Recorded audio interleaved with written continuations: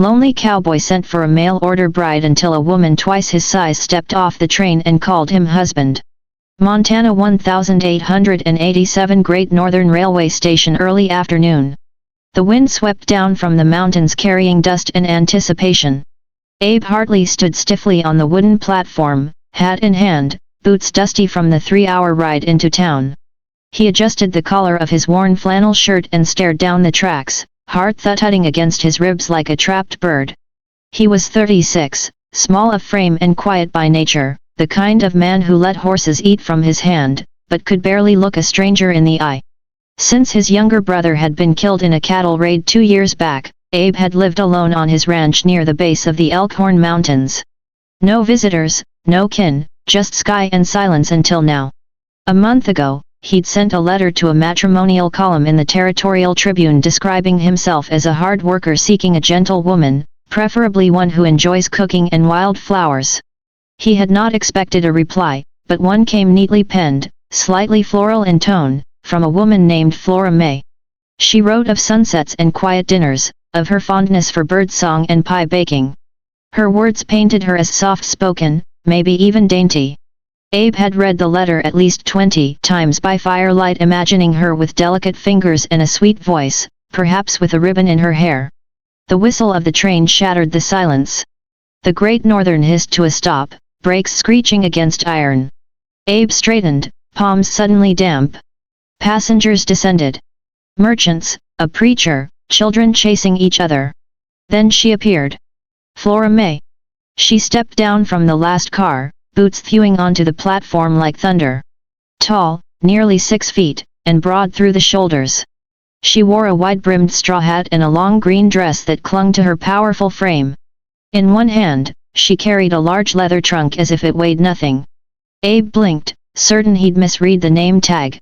But then she caught his eye, smiled gently, and said loud enough for the onlookers to hear. "You must be Abe Hartley. Hello, husband."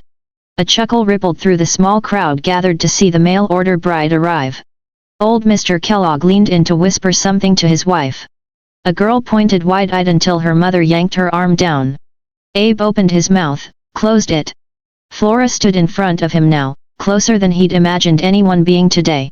Her eyes were green, steady, and kind.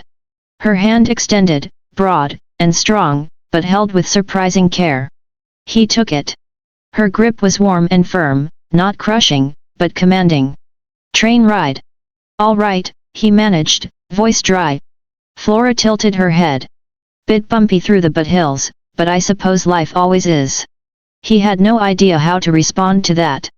They stood in awkward silence while the conductor unloaded her second trunk, equally massive. Abe couldn't help but notice how none of the men offered to help. "I've got it," she said, hoisting the second trunk with her other hand. "Of course," Abe muttered, heart sinking. He had expected someone who'd need protection. Someone soft, small.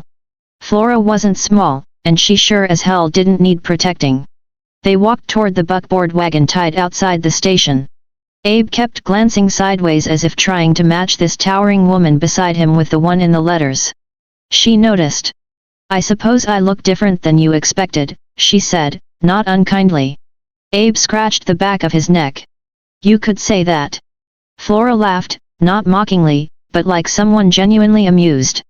"Same goes for you," she said. "I imagined a man with more chin." That made Abe look at her. Truly, look. And for a second, the nervous knot in his chest loosened. They reached the wagon. Flora stowed both trunks with a strength that made the wooden boards creak. Abe climbed into the driver's seat, struggling to keep his boots from slipping off the edge. She sat beside him, hands resting calmly in her lap, looking out across the open fields.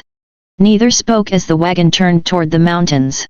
The townsfolk stared after them, whispers rising like dust in the wind.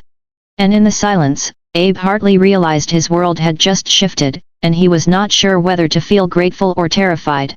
The wagon creaked to a stop as the sun slipped behind the hills. Abe climbed down first, then offered a hesitant hand. Flora ignored it politely and stepped down on her own, boots crunching against gravel.